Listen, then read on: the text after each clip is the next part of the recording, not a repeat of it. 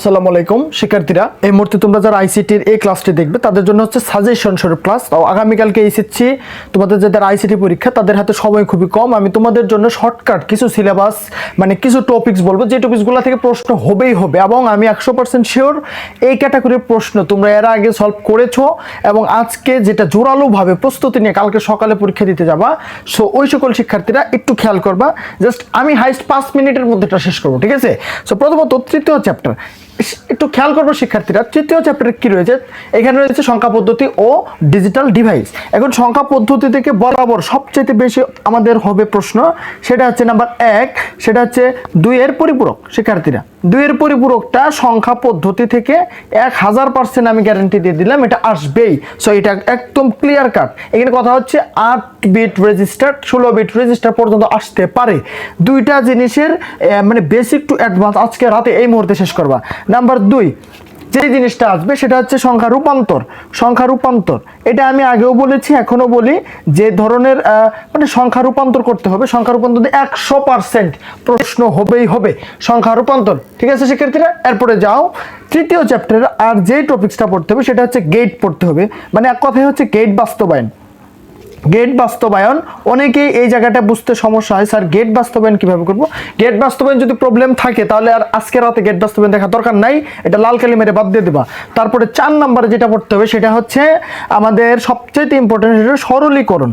সরলীকরণ এই কয়টা জিনিস সরলে কিন্তু একদম সহজ। যেমন হচ্ছে তুমি মানে হচ্ছে ডি মর্গানের মানে লো ব্যবহার করে তুমি সরলীকরণটা করতে পারবে। 5 নাম্বার যে টপিক্সটা অবশ্যই পড়তে হবে সেটা হচ্ছে এনকোডার এবং ডিকোডার, ঠিক আছে শিক্ষার্থীর? এনকোডার এবং হচ্ছে এর সাথে এন্ড পড়ে দিবা কি ডিকোডার। ব্যাস, আমি আর বলবো না। এই তৃতীয় চ্যাপ্টারের সিলেবাস মানে সাজেশন এই কয়টে। আর কথা হচ্ছে তোমাদের কিন্তু ফ্লিপ ফ্লপ রেজিস্টার্ড এগুলা কিন্তু নাই, এগুলা পড়ার কোনো প্রয়োজনই নাই। বাস এই 5টা টপিকস পড়বে, এর মধ্যে যার বাস্তবায়ন সমস্যা বা সরলীকরণ সমস্যা 2টা টপিকস বাদ দিয়ে বাকি 3টা টপিকস ক্লিয়ার কাট কনসেপ্ট নিয়ে পরীক্ষা হলে যাবে।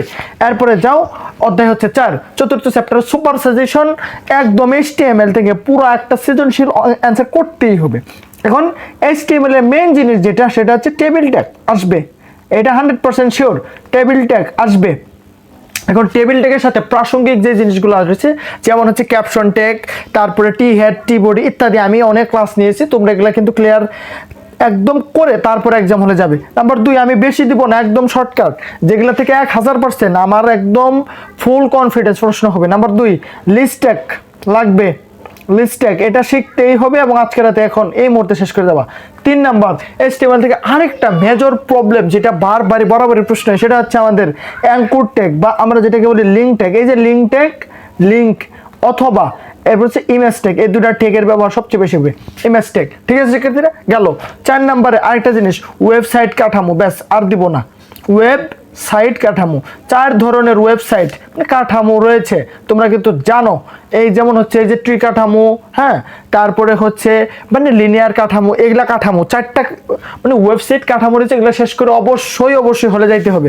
এরপরে যাও 5 নাম্বার শিক্ষার্থীরা, 5 নাম্বার অধ্যায় 5 যেটা একদম মেজর, আমি জাস্ট এগুলাই দেবো। যেমন 1 নাম্বার অ্যালগোরিদম লাগবে, অ্যালগোরিদম আমি বেশি কথা বলবো না কারণ হাতে সময় কম। 2 নাম্বার ফ্লো চার্ট কমন ফলাইতেই হবে, যেখান থেকে কোশ্চেন হোক ফ্লো চার্ট। 3 নাম্বার টপিক সেটা হচ্ছে আমাদের লুপ, একেবারে 100% শিওর লুপ স্টেটমেন্ট আসবে। লুপ কয় প্রকার? স্টেটমেন্ট। লুপ স্টেটমেন্ট হচ্ছে 3 প্রকার, যেমন হচ্ছে for loop, while loop, do while loop. 3টা লুপ দেখে যেতে হবে, 100% 1000% শিওর প্রশ্ন হবেই হবে লুপ থেকে, ঠিক আছে? এরপরে যাও 5ম চ্যাপ্টারের আরেকটা জিনিস যেটা একদম না পড়লেই নয়, সেটা হচ্ছে আমাদের মানে যেটা সবচেয়ে আসার চান্স রয়েছে সেটা হচ্ছে যে লুপের রূপান্তর, ঠিক আছে? লুপের রূপান্তর বা আমি এক কথায় বলতে পারি যে মানে ফাংশনের সাহায্যে আমরা সমষ্টি নির্ণয় করব বা যোগফল নির্ণয় করব। এটা এর সাথে আরেকটা জিনিস আমি প্লাস করে দিয়েছি, সেটা হচ্ছে if else condition, if else condition নিয়ে আমার ক্লাস রয়েছে, তোমরা জানো ইফ এলস কন্ডিশন। ব্যাস এই কয়টা টপিকস পড়ে কালকে যাবে। এখন হচ্ছে আর বাকি চ্যাপ্টার থাকলো প্রথম এবং দ্বিতীয়। প্রথম চ্যাপ্টার থেকে তোমাদের হচ্ছে যে মানে ক্রায়ো সার্জারি, তারপরে বায়োইনফরমেটিভস, তারপরে হচ্ছে ইত্যাদি জানো তোমরা, ভার্চুয়াল রিয়েলিটি, এখান থেকে একটি সৃজনশীল কমন ফলাইতে হবে, একটি সিকিউ। তারপরে দ্বিতীয় চ্যাপ্টার, এখান থেকে আরও একটি সিকিউ কমন ফলাইতে হবে, তাহলে দুইটা গেল। এখন তৃতীয় চ্যাপ্টার থেকে একটা সিকিউ সর্বনিম্ন, চতুর্থ চ্যাপ্টার থেকে একটা সিকিউ সর্বনিম্ন, পঞ্চম চ্যাপ্টার থেকে একটা সিকিউ সর্বনিম্ন। ব্যাস 5টা সিকিউ হয়ে গেছে। 5টা হাতে রাইখে যদি হাতে সময় থাকে দেন তুমি অন্য কোনো কিছু খোঁজার চেষ্টা করো, 5টা আগে ধরে ফেলবা। শিওর হয়ে গেলে তো তোমার আর লাগতেছে না, কারণ হচ্ছে 50 অ্যান্সার করতে হবে। আশা করি বুঝতে পারছো। আর এমসিকিউর জন্য ফুল চ্যাপ্টার পুরো বই একদম ক্লিয়ার কাট কনসেপ্ট থাকতে হবে। সো শিক্ষার্থীরা যদি চ্যানেল নতুন হয়ে থাকে অবশ্যই সাবস্ক্রাইব করো। কালকের এমসিকিউ সলিউশন সবার আগে পেতে চাইলে অবশ্যই সাবস্ক্রাইব করার। ধন্যবাদ।